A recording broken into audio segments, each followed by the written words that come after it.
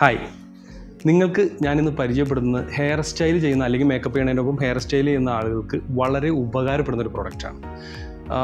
ഇപ്പോൾ നമ്മൾ hair style ചെയ്ത് കഴിഞ്ഞാലും ബ്രൈഡിന് അല്ലെങ്കിൽ നമ്മളുടെ ആ ഒരു ക്ലയൻറ്റിന് കുറച്ച് കഴിഞ്ഞ് കഴിഞ്ഞാൽ ഹെയറൊക്കെ ഇങ്ങനെ ഒരു ഫ്രിസി ആയിട്ട് വീണ്ടും സൈഡിൽ നിന്നൊക്കെ നമ്മളെ ചെയ്ത പെർഫെക്ഷൻ വിട്ടിട്ട് പൊങ്ങി വന്ന ഒരു കാര്യമുണ്ട്. അതിനൊക്കെ നിങ്ങളിപ്പോൾ പലരും യൂസ് ചെയ്യുന്ന കാര്യം ബേബി ഹെയറൊക്കെ ഒന്ന് ക്ലീൻ ആക്കാനായിട്ട് വാക്സ് യൂസ് ചെയ്യുന്നുണ്ട്, മാറ്റ് വാക്സ് ആയിട്ടും അല്ലെങ്കിലൊക്കെ യൂസ് ചെയ്യുന്നുണ്ട്. പക്ഷേ അത് കുറേ കൂടി പെർഫെക്ഷനായിട്ട് ചെയ്യാൻ വേണ്ടിയിട്ട് ഈസി അപ്ലൈ ചെയ്യാവുന്ന ഒരു സാധനം വന്നിട്ടുണ്ട്. ആ പ്രൊഡക്റ്റ് വാക്സ് സ്റ്റിക്ക്.